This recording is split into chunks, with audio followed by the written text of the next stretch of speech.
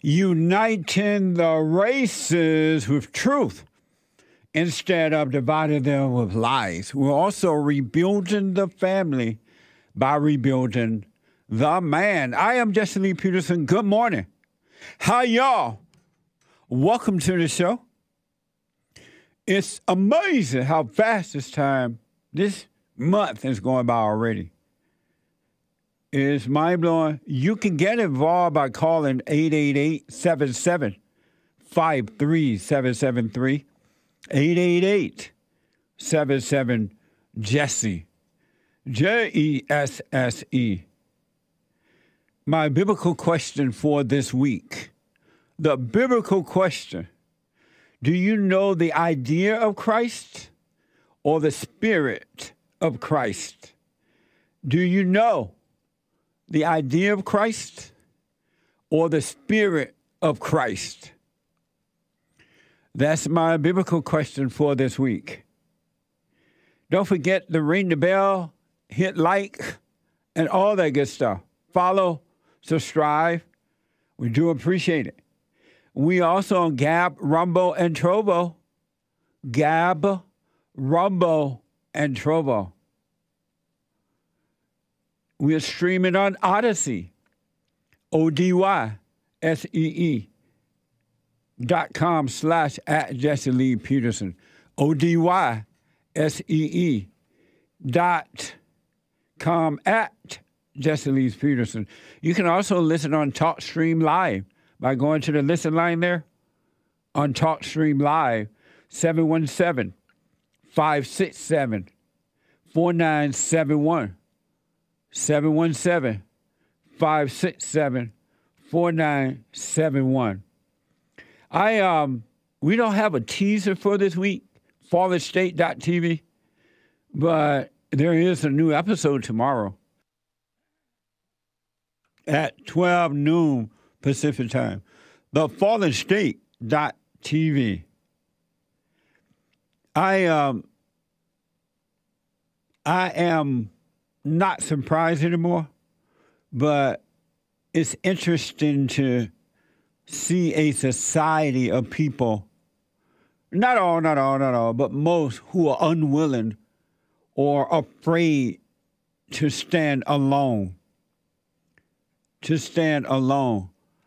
They are addicted to standing with the crowd. And it's mind-blowing to see it, but that's what's happening in our country and around the world. But our country has changed today, so a lot of people are taking the wide road that leads to destruction. And if you try to encourage them, no, you got to stand alone, and then you can work with the crowd in the right way.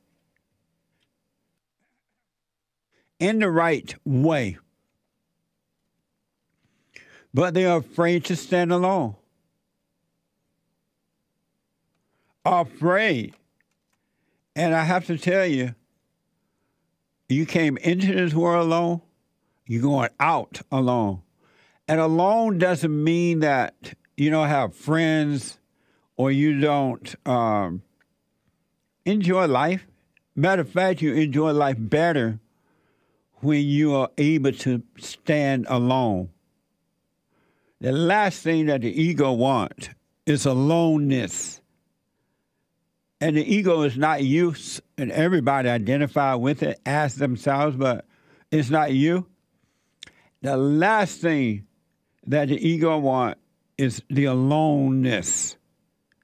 Because when you're alone, it reminds you that you're nothing, you're empty, no matter how much you own. I have a very interesting story coming up for you of a woman who talk about depression and things like that. Do you know, and I'll get to that later, but do you know in real life, not the fake life, not the ego life, but in real life, there is no fear. In the real you, the real human, the real person. Well, you got to overcome being the human nature. But the real you, there is no fear, no doubt, no worries, no insecurities, no depression, none of those things. You don't even think of them and never feel them. The real you. The fake you will, but not the real you. And 99.99999, and no, but 99.999% of the people identify with the not you. It's so amazing, and I totally understand it. I really, really do. That's why you must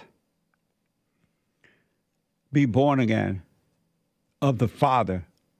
And born again is not something you can fake.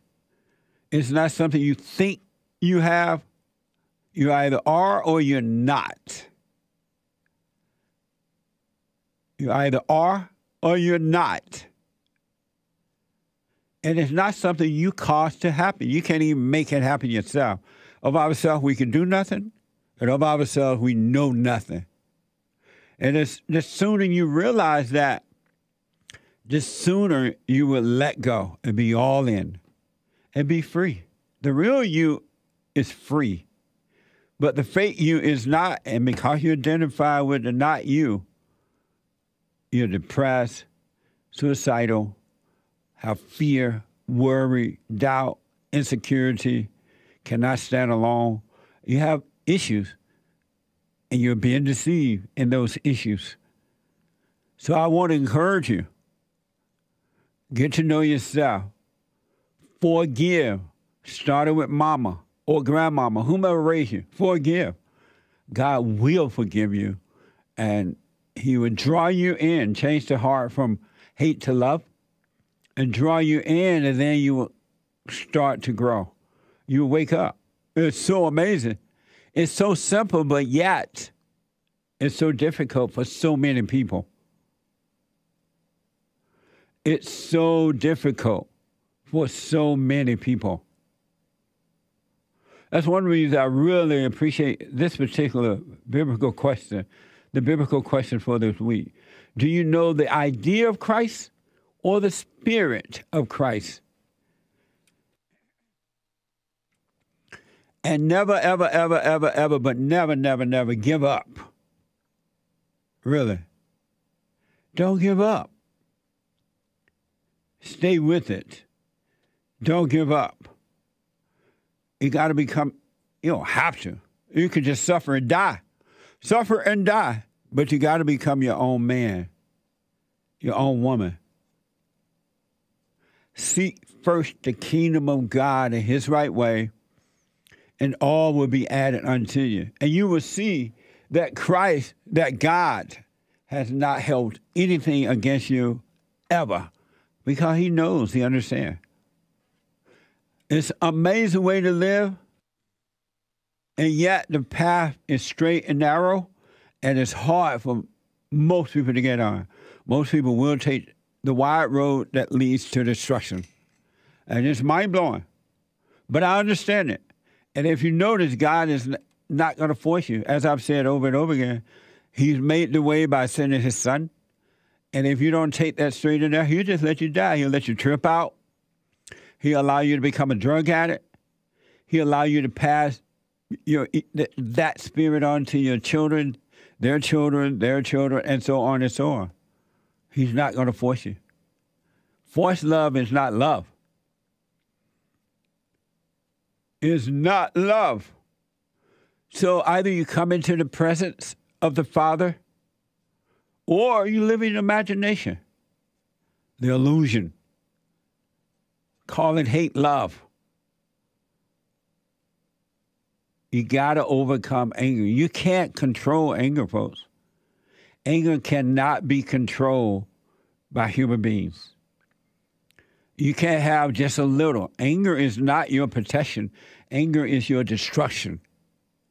It's your enemy and not your friend.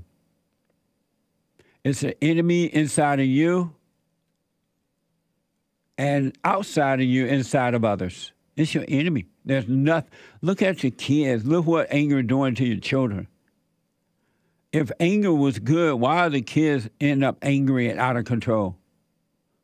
and you want to love them, and you think anger is okay. You've been told that. You've been lied to. Doubt every thought all the time about anything, even when you're not struggling with them, and you should never do that. Doubt when you feel like you just feel fine. Doubt that too, and let that pass. And you'll be fine. You'll grow in it. It's up to you, though. And the last thing, the children of the lie that's outside of you, they don't want you to be free. They don't want you, but Christ came that we might be free and that we shall for those who seek.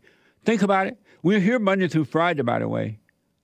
Heard around the world by everybody and their mama. The Women's Forum is tonight. The first Women's Forum of 2022.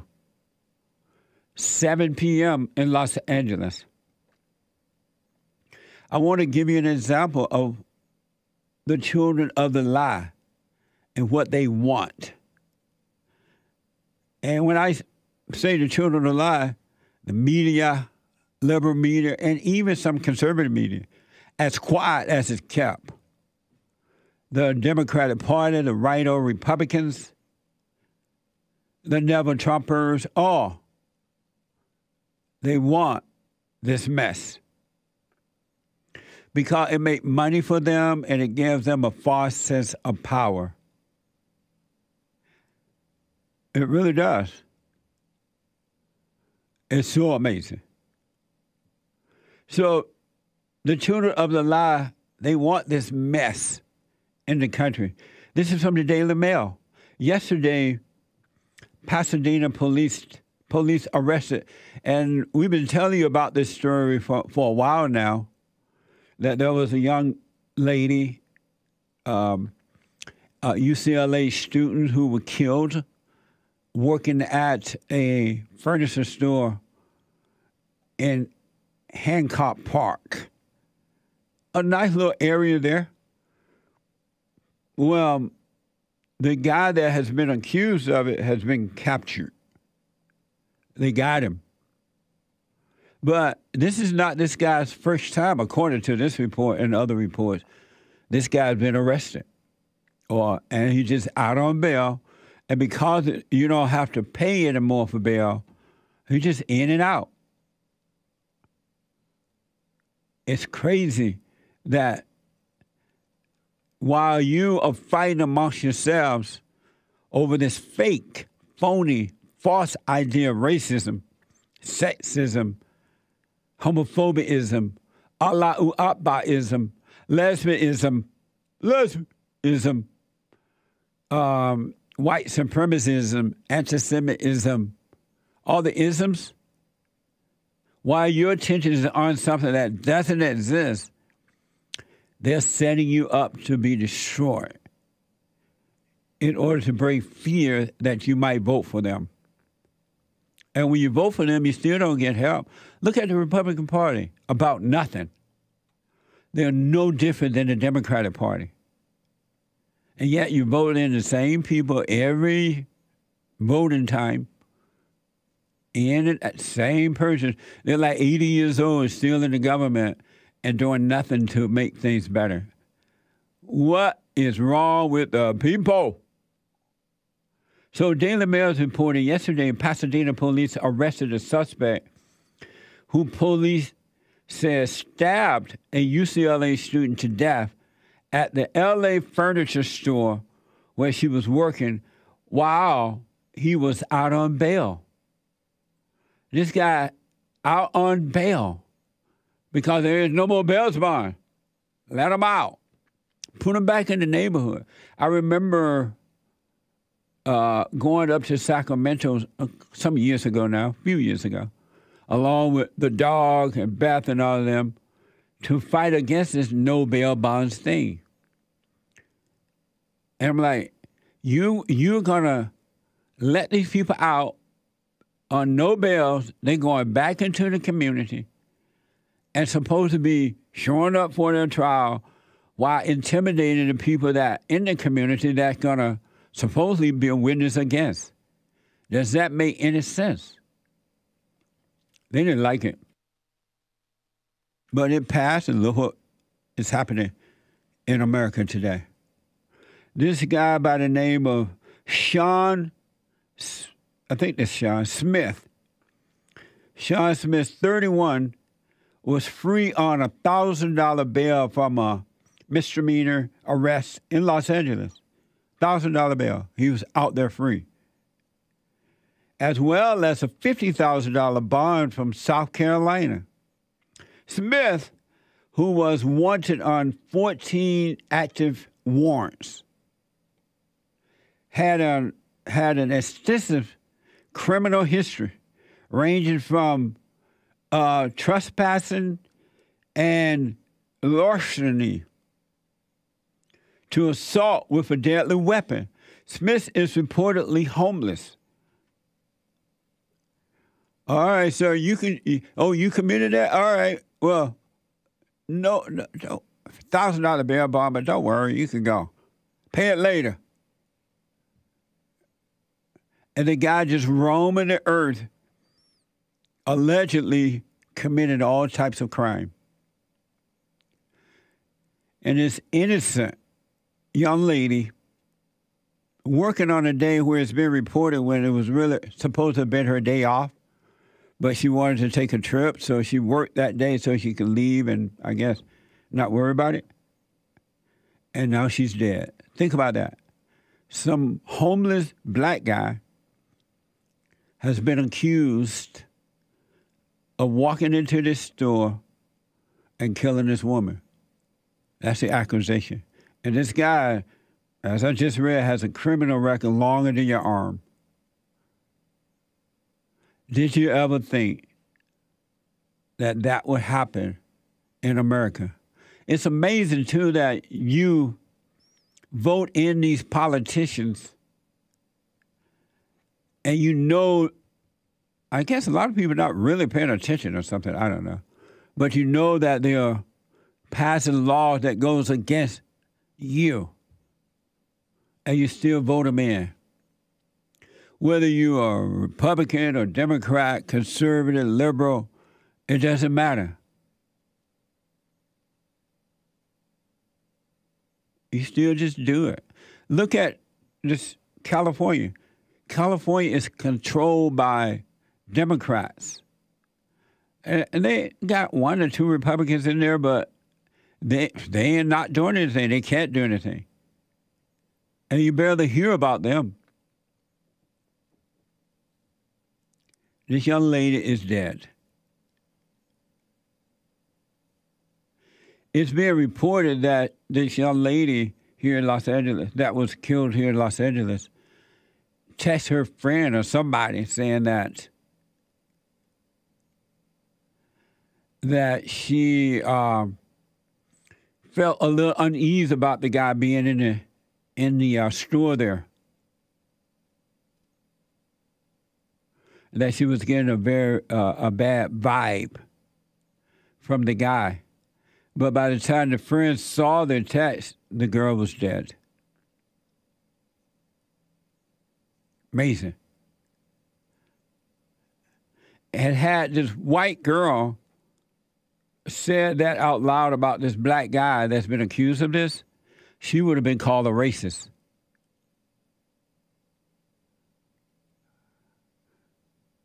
My producer has been trying to reach the California GOP forever, but it's almost like they're non-existent. They don't exist anymore.